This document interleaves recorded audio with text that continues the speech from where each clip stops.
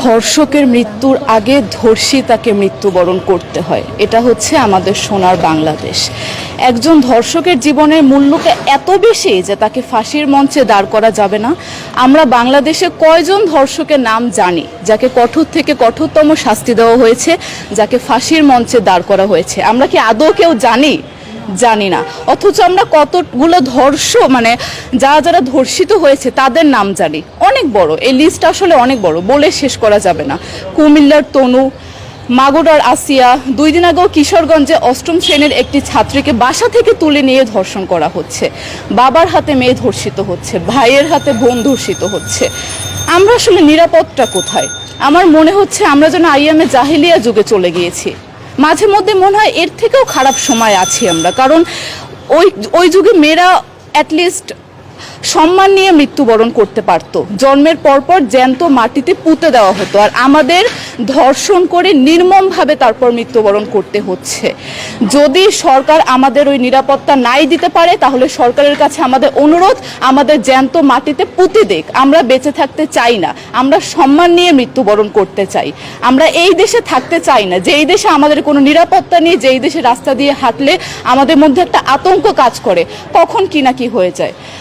আইন উপদেষ্টা বললেন যে ধর্ষকের নাকি ফাঁসি দেওয়া সম্ভব হবে না, তাহলে নাকি নিরীহ মানুষকেও মাঝে মধ্যে ফাঁসির ব্যবস্থা করা, মিথ্যা মামলায় ফাঁসিয়ে দিয়ে ফাঁসির ব্যবস্থা করা হতে পারে।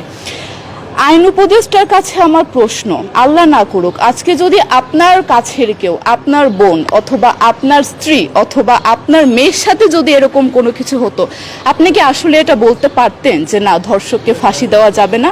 কোনোদিনও পারতেন না। আপনি সবার আগে তার ফাঁসির ব্যবস্থা করতেন, সম্ভব হলে নিজের হাতে মেরে ফেলতেন। তাহলে আমাদের বেলায় কেন এত বৈষম্য? আমরা কি দোষ করেছি? আমরা কি নারী না? আমরাও তো কারো বোন, আমরাও তো কোনো বাবার সন্তান, আমাদেরও তো বেঁচে থাকার অধিকার আছে, তাই না?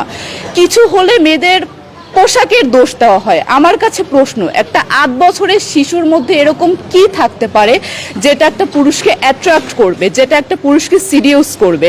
সেরকম হলে আসলে ধর্ষণ করা হতো সবসময় প্রাপ্তবয়স্ক মহিলাকে। কিন্তু আমরা আসলে পরিসংখ্যান গবেষণা করলে দেখতে পারি যে ধর্ষক সবচেয়ে বেশি করা হচ্ছে শিশুদেরকে, কিশোরীদের সবচেয়ে বেশি ধর্ষণ করা হচ্ছে। দৃষ্টিভঙ্গি পরিবর্তন করুন, চিন্তা ভাবনা পরিবর্তন করুন, ধর্ষকদের আইনের আওতায় আনুন। যদি আইন উপদেষ্টা অথবা প্রশাসন যদি ধর্ষকদের শাস্তির ব্যবস্থা না করতে পারে, আমাদের হাতে তুলে দেন, আমরা নিজেদের হাতে শাস্তি দিয়ে দিতে পারবো। এই সাহস আমাদের মধ্যে আছে। বেঁচে থাকার জন্য আমাদের যতটা কঠিন হতে হবে, আমরা কঠিন হওয়ার জন্য প্রস্তুত আছি। আমরা ফাঁসি চাই, ধর্ষকদের কঠোর থেকে কঠোরতম শাস্তি চাই। যতদিন না পর্যন্ত ফাঁসি দেওয়া হবে, যতদিন না পর্যন্ত ধর্ষকদের শাস্তির ব্যবস্থা করা হবে, আমরা আমাদের আন্দোলন অব্যাহত রাখবো। দরকার হলে আমরা শিক্ষা প্রতিষ্ঠান বন্ধ করে দিব, তবুও আমরা থামবো না। এটাই আমাদের দাবি।